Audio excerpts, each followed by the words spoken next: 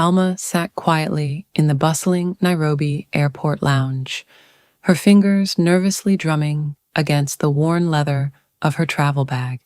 At 65, she felt noticeably out of place among the excited, youthful travelers buzzing with energy and conversation. This trip to Africa was meant to be her escape, an attempt to outrun the persistent shadow of loneliness that had gripped her since her husband passed away 2 years ago. But despite the new sights, sounds, and smells, that loneliness had followed her like an unwelcome companion. As she shifted in her chair, feeling more like a spectator than a participant, a young man entered the lounge. He moved with ease, his confidence radiating through every step. Alma's eyes followed him, intrigued by the way he greeted the staff and other travelers with genuine warmth and a wide, disarming smile. Something about him made the room feel lighter, more alive. Their eyes met. His smile softened as he approached her. "Excuse me, ma'am," he said, his voice deep and smooth. "Do you need help with your bag?" Alma hesitated, caught off guard. She'd been silently struggling with her oversized suitcase since leaving the hotel, but pride had kept her from asking anyone. Finally, she nodded. "Thank you," she said softly, watching as he effortlessly lifted her bag onto his shoulder. "It's no trouble," he replied, flashing a grin. "I'm a guide. Helping travelers is part of the job. Are you here for the safari tour?" "Yes," she nodded again, surprised by his intuition. "It's my first time in Africa. I've always wanted to come, but life..." She trailed off. "Got in the way?" He finished for her, his eyes kind. "Well, you're here now. That's what matters." They struck up an easy conversation as they waited for their groups to be called. The young man, whose name was Musa, spoke about his work as a guide, his dreams of launching his own tour company one day. Alma found herself drawn to his passion and the clarity with which he saw his future, so different from the uncertainty that had clouded hers lately. "And you?" Musa asked gently. "What brought you here?" Alma paused, unsure how to sum up the ache of loss and the hollow days that followed. Instead, she offered a smile. "I guess I was looking for an adventure." "You've come to the right place," Musa said, eyes twinkling. "Africa is full of adventure and surprises." When the call came for their groups to board, Musa helped her with her bag once more. As they parted, he turned with a playful smile. "Maybe we'll meet again.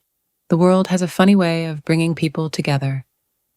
Alma watched him walk away, a strange flutter rising in her chest. She shook it off. He was young, full of energy and ambition. And yet, for the first time in years, she felt something stir inside her. A faint glimmer of hope. The open plains stretched endlessly as the safari jeep bounced along the uneven trail. Alma sat in the back seat, her camera in hand, marveling at the beauty surrounding her. The golden grasslands, the endless sky, it was like stepping into another world. From the driver's seat, Musa glanced at her in the rearview mirror. "Keep your camera ready," he called out. "This area is known for elephants." Alma adjusted her hat and focused her lens toward the horizon. "It's incredible," she whispered. "I've never seen anything like it." Musa chuckled.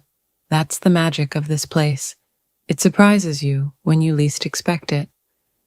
They stopped by a shaded clearing, and Musa extended a hand to help her out of the jeep. His touch was brief, but it warmed her.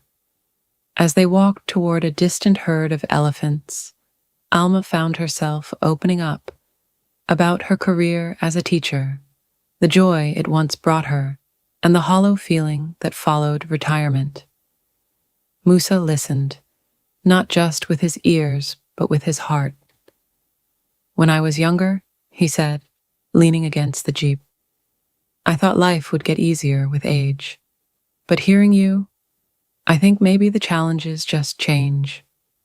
Alma gave a small, knowing smile. It's not the years that wear you down. It's the things you lose along the way. Moose's gaze drifted to the horizon. I lost my father when I was 15. That's why I started working, to take care of my family.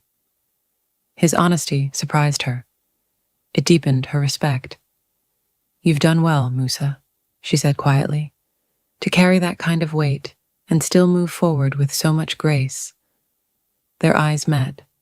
For a moment, it felt like the world had faded away.